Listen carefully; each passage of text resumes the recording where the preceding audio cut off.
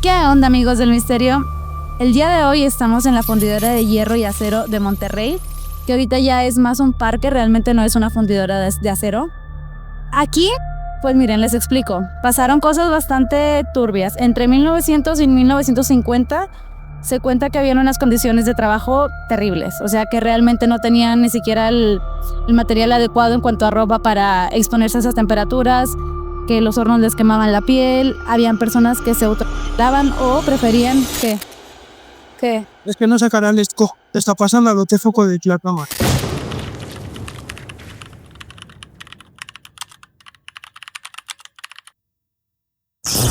aquí entre 1900 y 1950 se comenta que tuvieron las condiciones más austeras. Realmente no tenían ni siquiera el uniforme adecuado para el tipo de trabajos que hacían.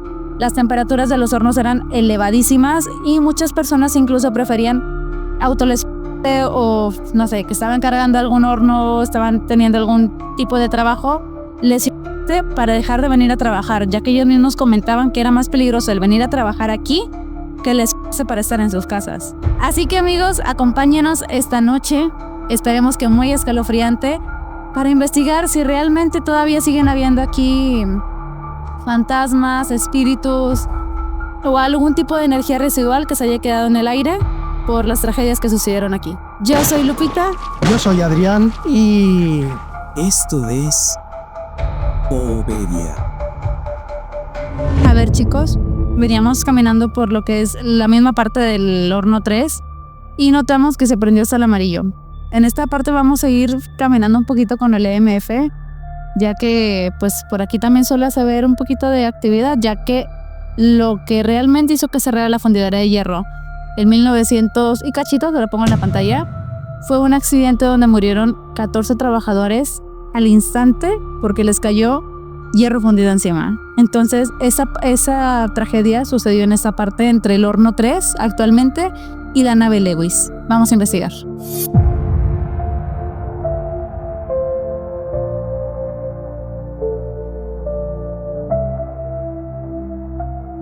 A ver, chicos, seguimos estando en lo que es el horno 3, o sea, si seguimos sin movernos de aquí realmente muy lejos y seguimos detectando cosas, se nos prendió hasta el rojo.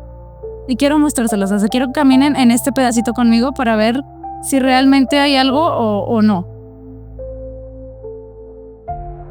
Y estamos solos. Yo sé que ahorita no me ven, pero ven la lucecita. Y ahora no quieren salir a jugar. Y ahora no hay nadie, o sea, es que es lo que más extraño nos resulta. Que en un momento sube tanto el EMF que puedes decir a lo mejor es alguna corriente de luz.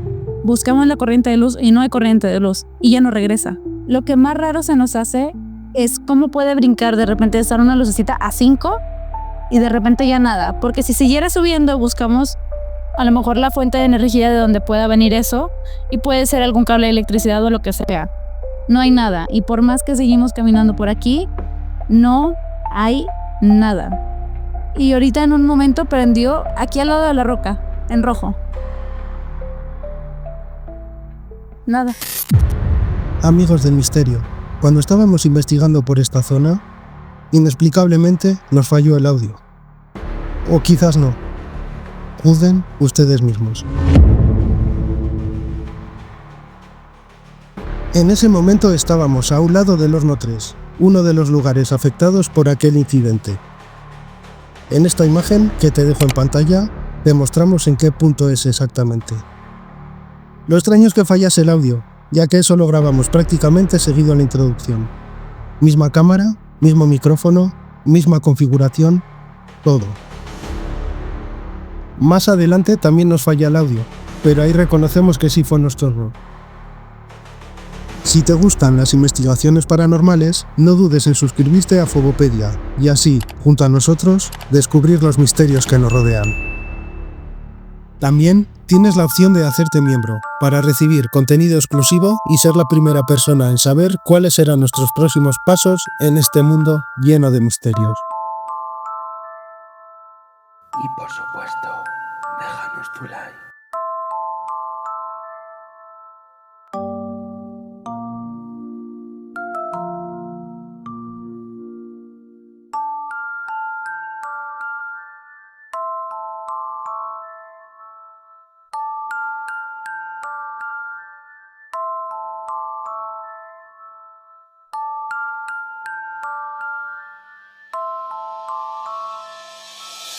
Ahora estamos en la nave Lewis. Esta nave es la que les comento que está ubicada entre el horno 3 y donde sucedió la tragedia. A ver, el horno 4 era donde realmente sucedió la tragedia, pero el horno 4 lo derrumbaron. Lo quitaron, desapareció. No sé si porque quisieron evitarse rumores o simplemente porque iban a abrir el parque, aunque esto se abrió muchísimos, pero muchísimos años después. Donde subimos ahorita es donde estaba pasando el temita, donde se supone que fallecieron estas 14 personas. Al igual tengo una compañera de trabajo que si algún día quieren haber una entrevista con su madre, era vecina de las personas que tristemente fallecieron aquí, tiene algunos testimonios un tanto crudos y un tanto...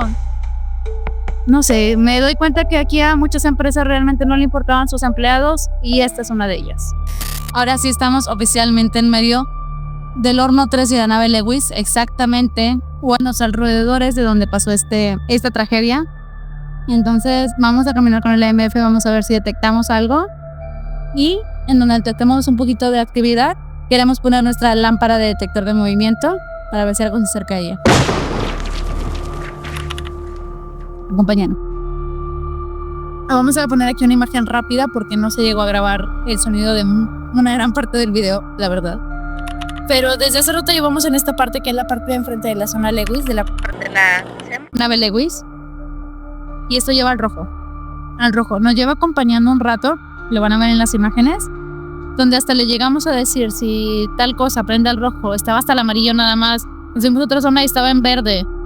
Me alejé de Adrián, comencé a avanzar y comenzó otra vez a pilar en rojo. Se está muriendo loco esta cosa. O sea, quiero que vean que no solamente es aquí, vamos a mover, ¿no? Hasta parece como que nos sigue.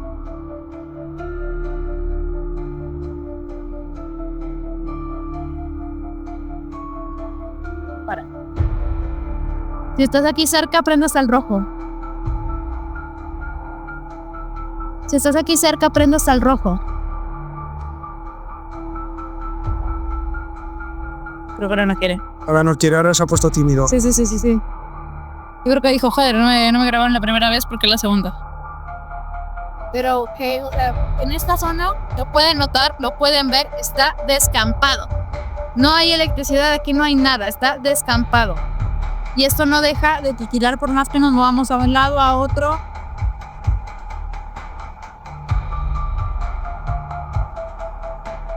Me acerco, gente, porque si no, no se ve con la luz, o sea, como que se deslumbra. Ojo. Como pueden ver, no estamos presionando nada. El único botón que tiene es este de aquí en medio, cuando lo estoy presionando. Míralo. Es que está vuelto loco. ¿Hay algo que nos quieras decir? Hace ratito le preguntamos si quería que viniéramos a ponerle una veladora. Nos respondió que sí. Le estábamos haciendo un juego de luces, nos respondió que sí. Y también de una explicación hace ratito, que yo creo que no se grabó, que muchas personas de aquí tristemente fallecieron de una manera muy triste y muy rápida. Yo creo que muchas de ellas no se dieron cuenta ni siquiera que estaban falleciendo. Fue al instante después de que les caía el hierro encima que fallecen.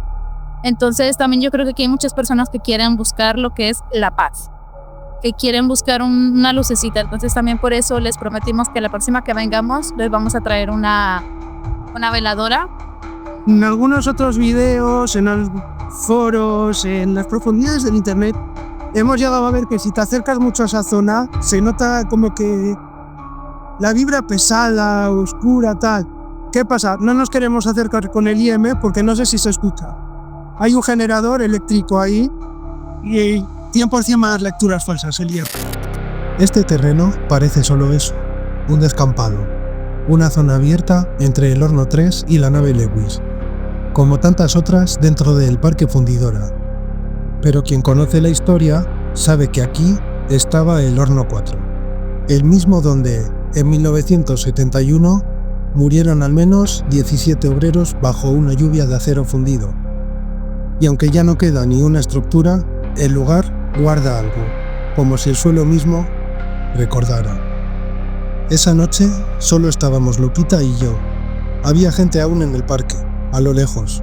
Se escuchaban voces, grillos, incluso algo de música moderna que venía de algún punto. No era un silencio total, pero a pesar de todo ese ruido ambiental, El sitio donde estábamos tenía algo diferente. Una calma forzada, como si el tiempo allí no fluyera igual. Llevábamos con nosotros el detector IMF o EMF, un modelo sencillo, sin pantallas ni sonidos, solo unas luces que se encienden cuando algo altera el campo electromagnético. Lo usamos muchas veces antes, pero aquí pasó algo raro. Empezamos a hacer preguntas en voz baja. ¿Alguien quedó atrapado aquí? ¿Necesitas que contemos tu historia? ¿Te molesta nuestra presencia? ¿Trabajabas aquí? Y justo entonces, el IMF comenzó a parpadear. Primero verde, luego naranja, por momentos rojo. Pensamos que podría ser alguna fuente de energía cercana, así que revisamos. Había un generador en las inmediaciones del parque, emitiendo su zumbido constante. Pero lo comprobamos, no interfería. Nos alejamos, hicimos pruebas, nada. El IMF solo respondía cuando regresábamos al mismo punto del descampado, donde alguna vez rugía el horno 4. Y ahí empezó lo extraño. No había sombras, no hubo voces, pero los dos sentimos lo mismo. Alguien más estaba ahí. No se sentía como miedo, se sentía una presencia muda, como si el terreno, vacío y silencioso, nos mirara desde abajo. Y cuando le preguntamos si quería una veladora, el IMF volvió a reaccionar. Esta vez más rápido, como si algo invisible pasara frente a nosotros, y luego desapareciera. Prometimos que en nuestra próxima visita llevaríamos esa veladora.